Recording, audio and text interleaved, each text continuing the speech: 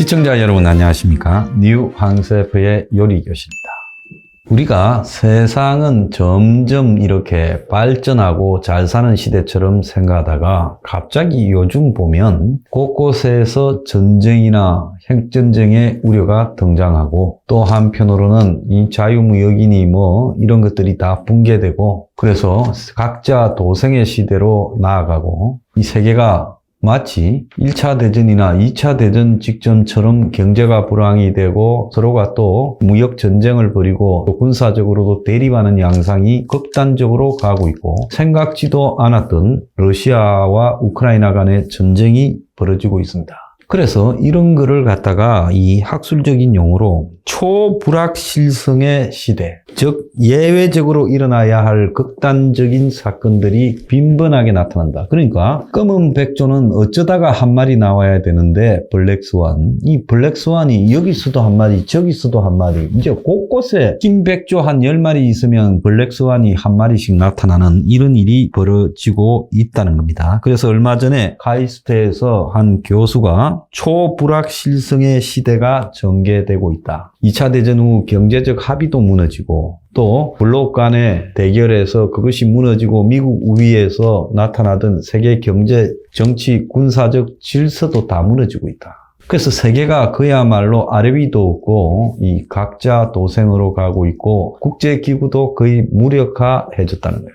여기에다가 기후 변동도 심화되고 또 경제는 점점 경제 생산력의 근원이 되는 이 본원적 경제판에서 벗어나서 경제가 투기 대상이 되고 금융상품화되어서 큰 사고가 일어나게 됐고 화폐를 발행하는 정부기관도 화폐 난발로 경제 혼동을 부추기고 있다. 또 지구상 곳곳에서 내전이 일어나거나 또 이 가뭄이나 자연재해 때문에 자기 나라를, 자기 땅을 버리고 점점 잘 사는 나라 쪽으로 이동하는 난민, 이민도 많아지고 있다. 그래서 이런 것들이 지금 지구적 차원에서 불확실성의 심화로 나타나고 있다라고 말을 합니다. 자, 한국에서도 지금 미국의 서브프라임 모기지론 같은 한국판 버블 붕괴, 모기지론 사태가 발생할 수 있고 또 북한의 도발, 심지어 백두산 폭발도 나올 수 있고 중국의 지금 민주화 혁명, 소수민족의 저항이 거세어질 수도 있다는 겁니다. 그래서 전 세계 정세가 다 흔들리고 있고 아시아에서도 굉장히 흔들리고 있다는 거예요. 보통 이제 망조가 들어가고 있다라고 표현할 수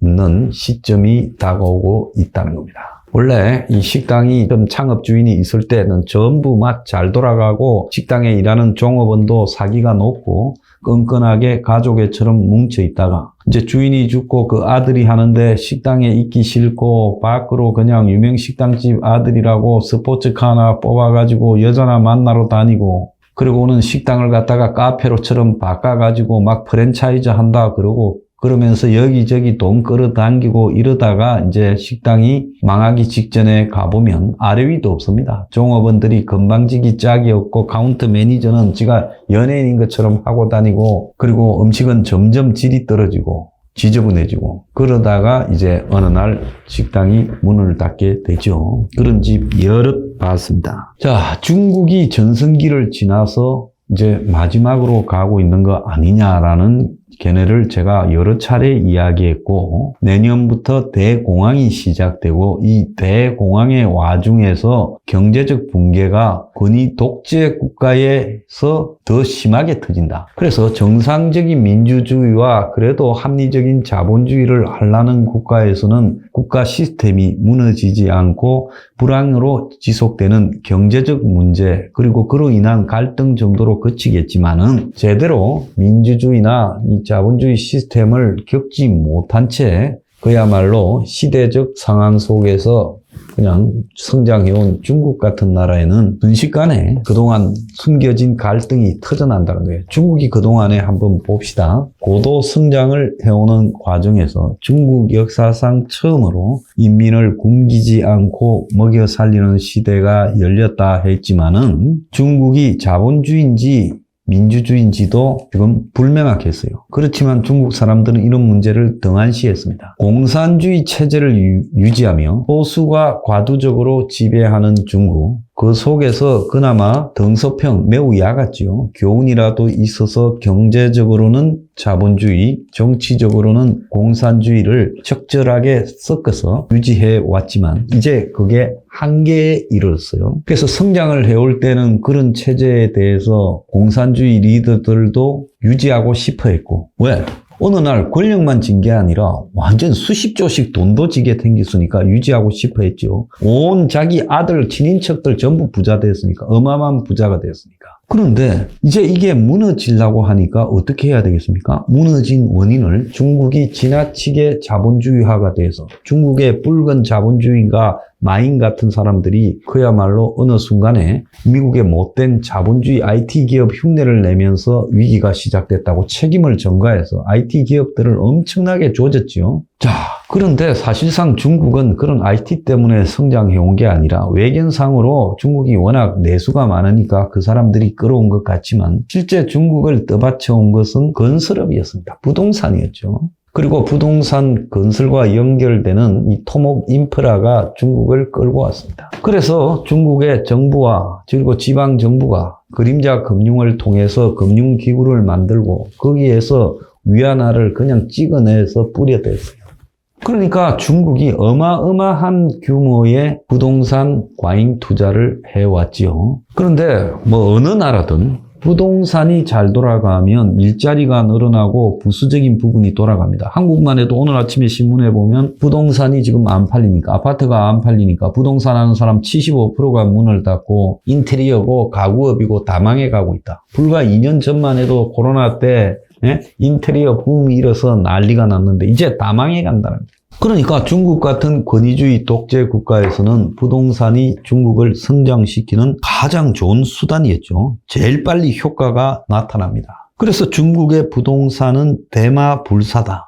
중국에 한 8천만 명쯤 되는 농민공들이 다 뭐 해먹고 살았어요? 대도시에서 벌어지는 부동산 개발 현장에서 월급 받고 살지 않았습니까? 근데 이게 다 붕괴되니까 이제 그 농민공들부터 거지가 되게 생겼어, 노숙자가. 자, 그리고 이 중국의 부동산 산업에 어마어마한 거품이 끼어 있다. 조선일보는 일본의 거품보다 훨씬 더하고 부동산이 GDP의 25%를 차지하고 있다라고 보도를 했습니다.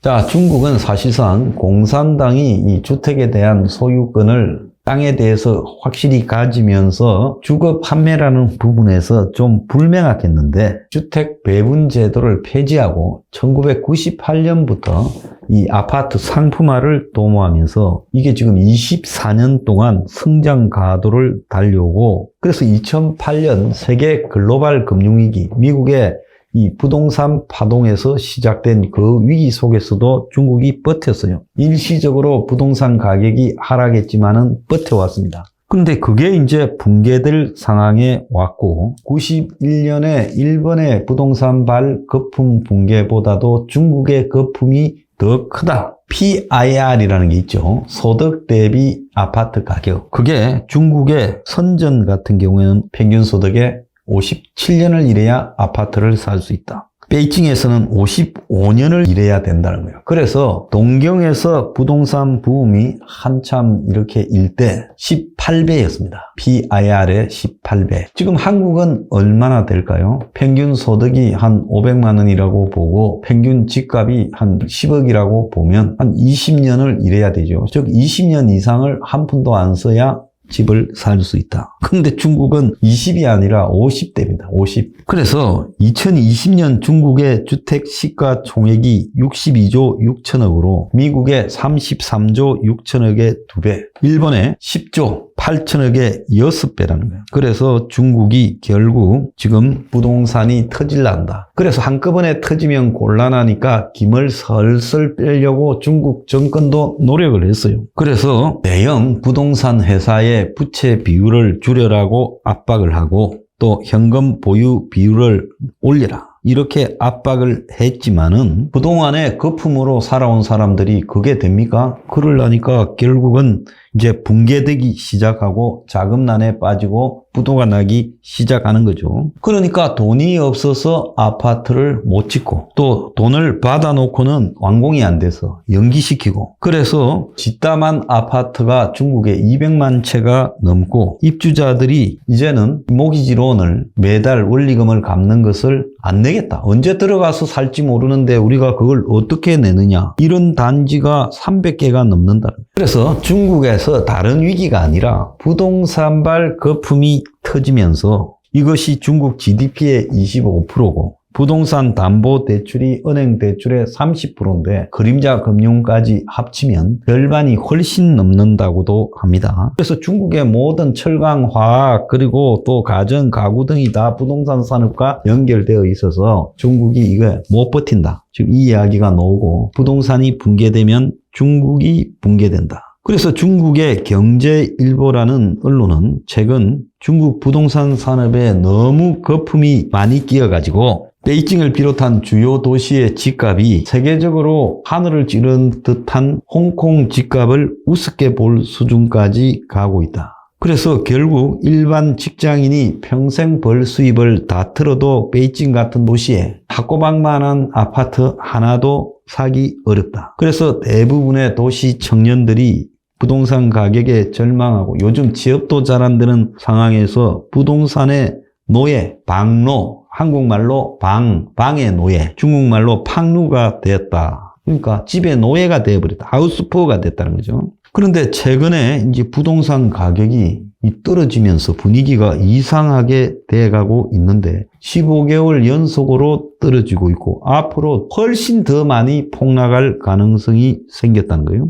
지금 아파트 판매액이 11월 달에 25.5%나 줄었대요. 그래서 지난해 7월 이후 17개월 동안 이 아파트 판매량이 줄고 있다는 겁니다. 그래서 중국의 공산당 정권이 기업들을 보고 부동산에 관련된 부채를 내놔라 해도 다 거짓으로 말해서 중국의 통계가 이미 정부부터 거짓이니까 이 집계도 되지 않으니 대처도 할 수 없다는 거예요. 그래서 내년 말까지 상환해야 되는 액수가 무려 2조 1000억 위안입니다. 그래서 한국 돈으로 하자면 이게 거의 한 350조 가량 된다는 거예요. 자, 부도가 줄줄이 이제 올 연말부터 내년 사이에 진행이 되고 있고 그래서 중국이 미국을 추월한다는 것은 이제 아득한 소설이 되어버렸고 미국도 요즘 자신을 가지는 것 같아요. 몇 년 전만 해도 중국이 곧 미국을 추월한다. 2030년 전에 추월한다라고 했지만은 중국은 결국은 부동산에서 무너지고 있다는 겁니다. 자, 중국이 은행에 이제 이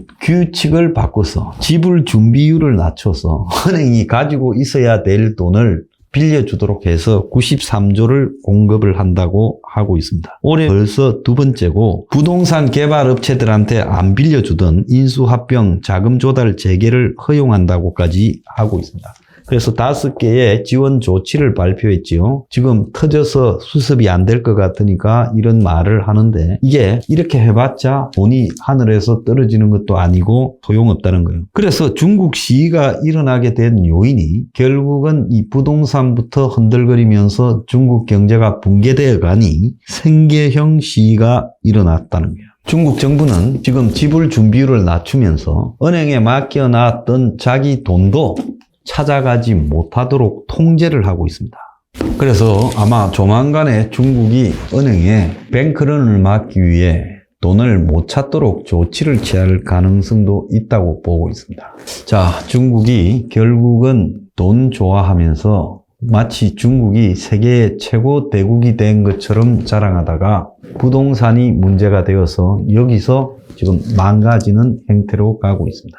2008년 미국의 서브프라임 모기지론도 부동산, 2021년 중국 경제의 단초도 부동산, 한국 경제도 지금 미국판 서브프라임 모기지론처럼 될 가능성이 높아져 가는데 이것도 부동산이에요. 결국 부동산이 문제입니다. 어쨌거나 중국의 경제가 붕괴되면 공산 정권이 무너질 거고 그참에라도 중국이 민주화되었으면 좋겠다 생각합니다. 자, 오늘의 디저트. 부동산 좋아하면 끝은 패망이다.